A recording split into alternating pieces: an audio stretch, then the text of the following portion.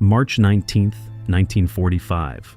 If the convoy of trucks rolling into General George Smith Patton's Third Army headquarters that cold German morning had contained ammunition or fuel or rations, nobody would have thought twice about it.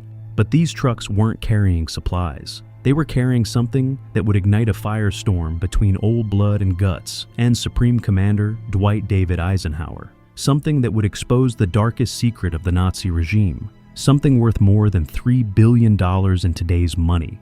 Gold. Not just any gold, Hitler's gold.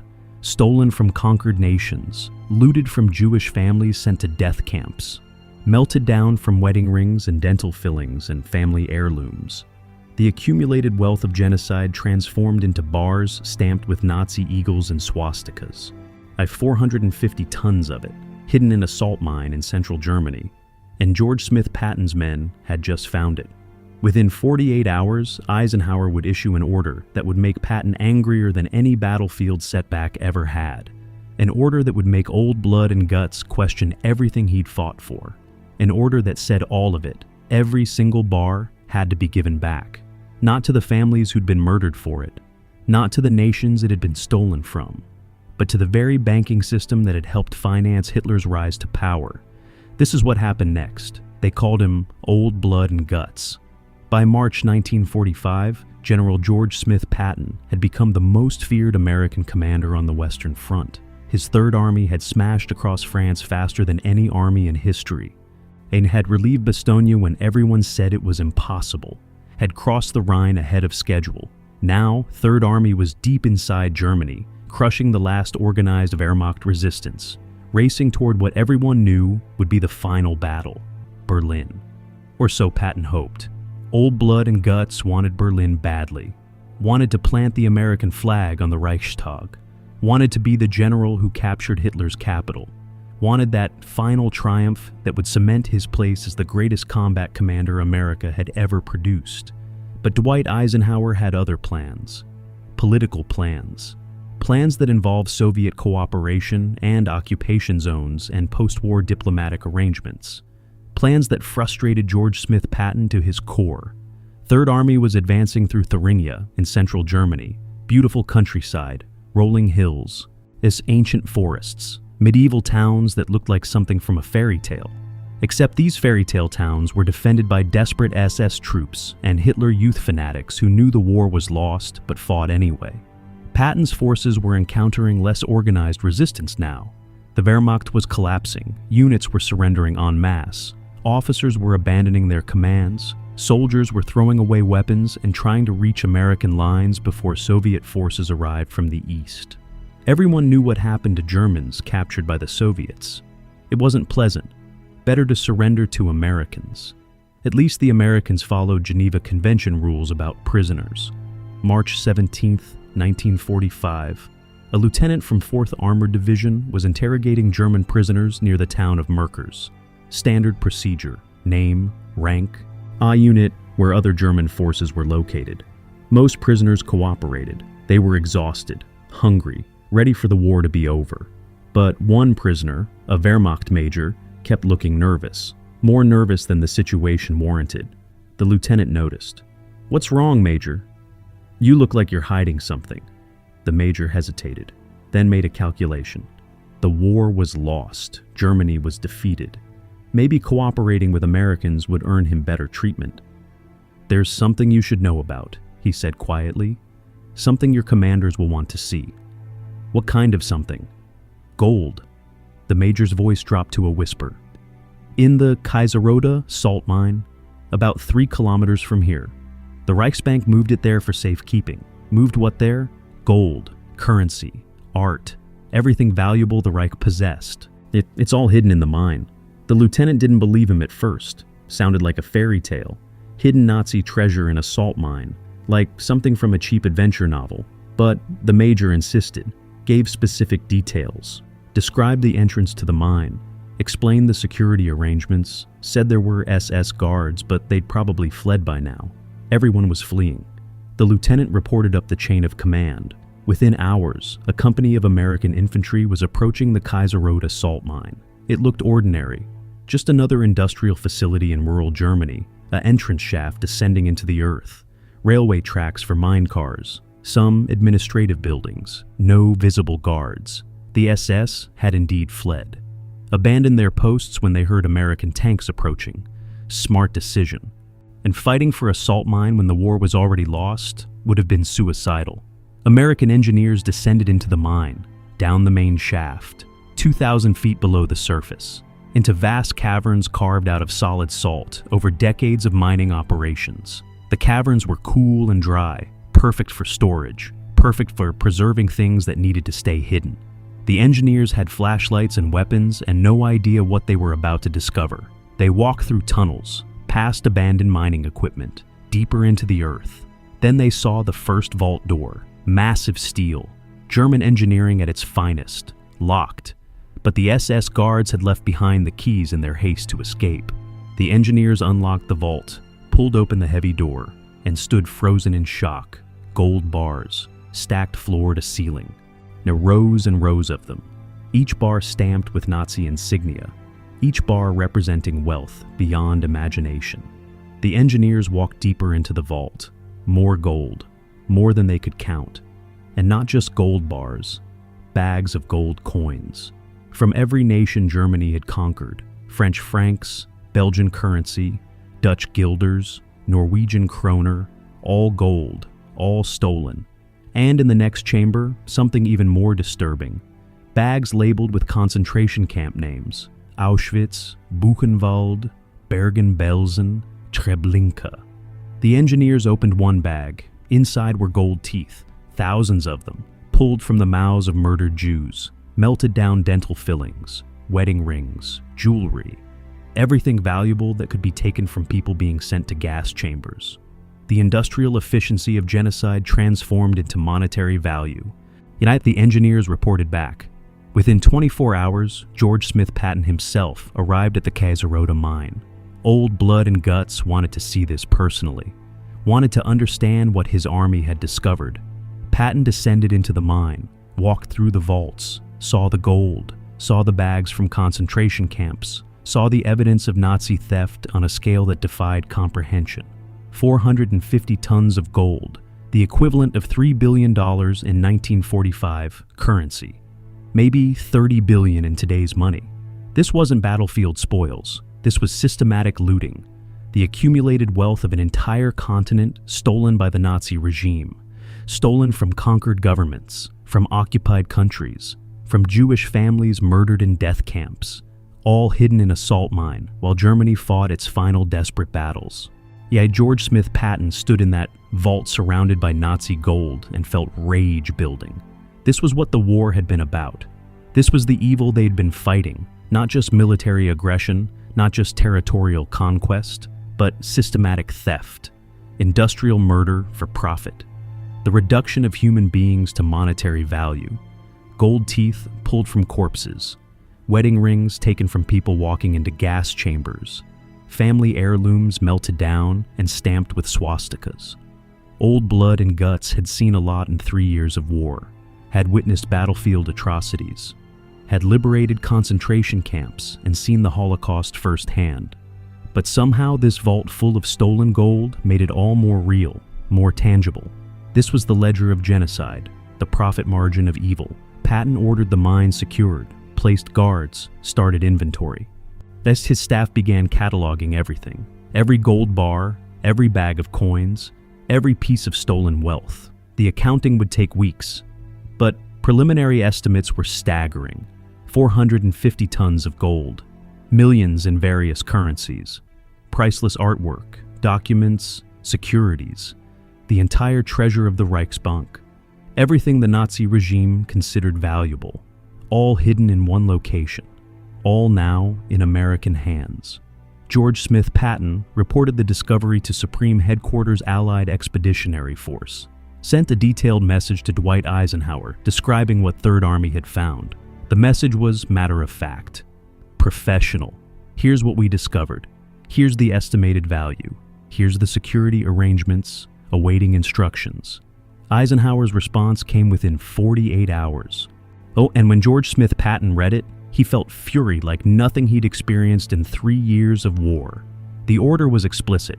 All gold and valuables discovered in the Kaiserota mine were to be transported to Frankfurt, were to be turned over to the Allied Control Commission, were to be inventoried and eventually returned to appropriate parties. Not appropriate parties like the families of Holocaust victims.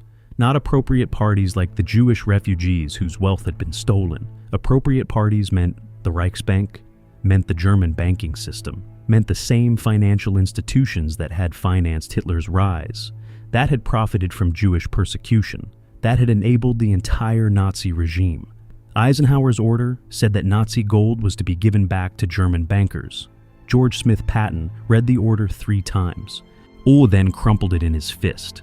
This was insane. This was worse than insane.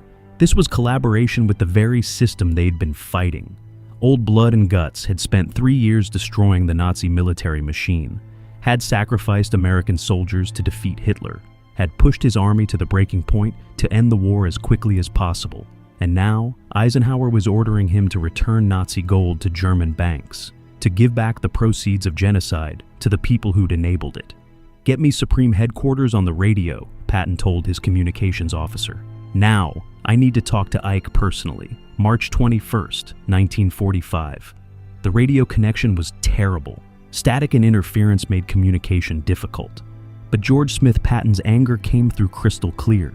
"Ike, what the hell is this order about returning the gold?" "The order is explicit, George." Eisenhower's voice was calm, professional. "The gold must be secured and eventually returned through proper channels." "Proper channels?" Patton nearly shouted. "Ike, do you understand what this gold is? It's stolen from murdered Jews. It's dental fillings pulled from corpses. It's wedding rings taken from people walking into gas chambers. And you want to give it back to German bankers?" "The decision isn't ours to make," Eisenhower replied. "This is a matter for the Allied Control Commission, for post-war tribunals, for international agreements. We're military commanders, George. We secure the gold and turn it over to civilian authorities. They'll decide appropriate restitution." "Restitution to who?" Patton demanded. "The families are dead, Ike. Murdered, gassed, burned. Their wealth was stolen and melted down and stamped with Nazi eagles. Now you're telling me we're giving it back to the same banking system that financed Hitler? That profited from Jewish persecution? That enabled this entire nightmare? This is collaboration. This is worse than collaboration. This is rewarding the very system we've been fighting." "George, lower your voice," Eisenhower said sharply. "You're talking about decisions made at the highest levels of government, made by Roosevelt, by Churchill, by the Allied leadership. We follow orders. We don't make foreign policy." "I've been following orders for 3 years," Patton shot back.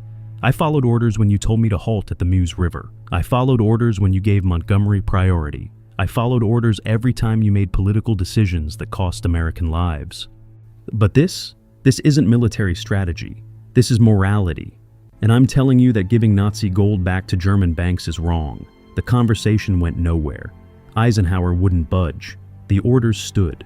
The gold would be transported to Frankfurt, would be turned over to the Allied Control Commission, would be processed through whatever bureaucratic channels had been established.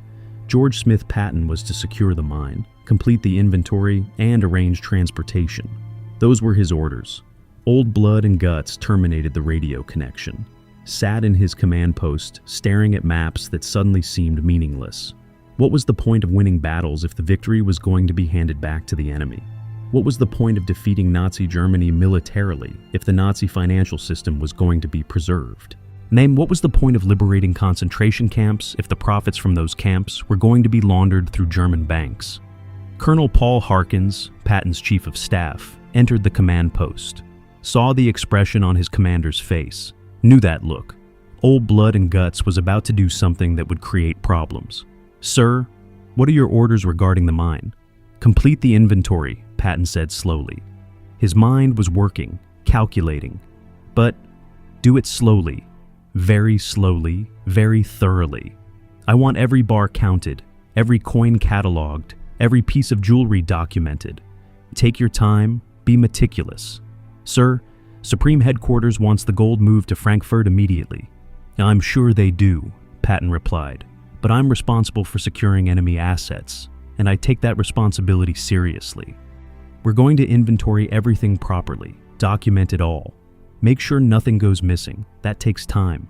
Weeks, probably, maybe months. What Patton was doing was obvious. He was stalling, delaying, hoping that something would change, that someone in Washington would wake up and realize that returning Nazi gold to German banks was insane, that public pressure would force a different decision, that the families of Holocaust victims would demand restitution, that conscience would prevail over bureaucracy. It was a long shot, probably futile, but George Smith Patton couldn't just follow orders and watch Nazi gold being laundered through the same system that had enabled the Holocaust. He had to do something, even if that something was just slowing down the process and hoping for a miracle. The inventory of the Kaiserota mine took 3 weeks. Patton's staff was thorough, documented everything, created detailed records of every gold bar, every bag of coins, every piece of stolen artwork. They found things beyond the gold. Paintings looted from museums across Europe, sculptures, rare books, the cultural heritage of a continent stolen by Nazi leadership, Hermann Göring's personal art collection, pieces stolen from the Louvre, from the Uffizi, from private collections across occupied Europe, all hidden in the salt mine, all waiting to be recovered. The inventory also revealed the true horror of the concentration camp gold. Thousands of pounds of dental gold, wedding rings by the tens of thousands, jewelry, personal items, each piece representing a human being, a family, a life ended in gas chambers. The industrial efficiency of genocide reduced to monetary value and stored in vaults 2,000 feet underground. News of the discovery leaked to the press. Reporters descended on Merkers, wanted to see the Nazi gold, wanted photographs, wanted stories about hidden treasure and American soldiers uncovering Hitler's hoard. Eisenhower, recognizing a public relations opportunity, arranged a press tour, brought reporters and photographers into the mine. Let them see the gold. Let them photograph the vaults. The images appeared in newspapers across America. Stunning photographs of American soldiers standing next to stacks of Nazi gold. Stories about Third Army's incredible discovery. The hidden treasure of the Third Reich. But what the press stories didn't mention was the controversy. They didn't mention that Eisenhower had ordered the gold returned to German banks. Didn't mention George Smith Patton's furious objections. Didn't mention the question of who actually deserved restitution. The newspapers printed feel-good stories about American soldiers finding Nazi treasure. Left out the ugly truth about what would happen to that treasure. April 1945. The war was ending. Hitler committed suicide in his bunker. Germany surrendered. Victory in Europe. Celebrations across America. The greatest military triumph in history. But in Frankfurt, in a secure facility controlled by the Allied Control Commission, Nazi gold was being processed through banking channels, being returned to the Reichsbank, being laundered through the same financial institutions that had supported Hitler's rise. If George Smith Patton watched it happen and felt sick, this wasn't victory, this was compromise with evil. The military defeat of Nazi Germany was complete, but the financial system that had enabled Nazism was being preserved, reformed, given legitimacy. The gold stolen from murdered Jews was flowing back into German banks, and those banks would use that gold to rebuild, to regain influence, to preserve the power structures that had made the Holocaust possible. Patton tried to raise the issue, tried to get someone in authority to care, wrote letters to Washington, sent reports to the War Department, argued that returning Nazi gold to German banks was morally indefensible, was a betrayal of everything America had fought for. But Washington wasn't interested. The war was over. Public attention had moved on. Then everyone wanted to celebrate victory. Nobody wanted to hear complaints about banking arrangements. George Smith Patton was told to stop making trouble, to focus on occupation duties, to prepare Third Army for demobilization, to stop questioning decisions made by people far above his pay grade. Old Blood and Guts was a field commander, not a policymaker. He should stick to military matters and let politicians handle politics. But this wasn't politics to George Smith Patton. This was justice. This was morality. This was the difference between really defeating evil and just defeating evil's army. In his diary, Patton wrote bitter words. "We won the war, but we're losing the peace. We defeated Hitler, but we're preserving his financial system. We liberated concentration camps, but we're giving the profits from those camps back to German bankers. This is collaboration. This is exactly what we should have been fighting against. But Eisenhower doesn't see it. Washington doesn't see it. Or maybe they see it and don't care. Maybe political convenience matters more than justice. Maybe international banking relationships matter more than the families of Holocaust victims. Maybe I'm the crazy one for thinking that morality should matter in war. The fate of the Nazi gold became one of the great injustices of the post-war period. Most of it was indeed returned to German banking institutions. Some was eventually paid out to Jewish organizations. Some was used for refugee resettlement. But the vast majority flowed through the same channels that had financed Hitler's rise, the same banks that had profited from Jewish persecution, the same financial institutions that had enabled the Holocaust. They got their gold back, reformed their images, became respectable again, helped rebuild West Germany, became pillars of the post-war European financial system. And the families of Holocaust victims, they got token payments, symbolic restitution, nowhere near the actual value of what had been stolen from them. The gold teeth pulled from murdered grandmothers, the wedding rings taken from families walking into gas chambers, the life savings of Jewish communities across Europe, all melted down and laundered and returned to German banks. George Smith Patton never got over it, never stopped believing that Eisenhower had made the wrong decision, that returning Nazi gold to German banks was collaboration with evil, that America had won the military war but lost the moral war. And old blood and guts became increasingly bitter about occupation policy, about the compromises being made, about the way victory was being squandered. His criticism became more vocal, more public, more politically dangerous. And in October 1945, Eisenhower relieved him of command, sent him to a meaningless administrative position, pushed him aside, silenced him.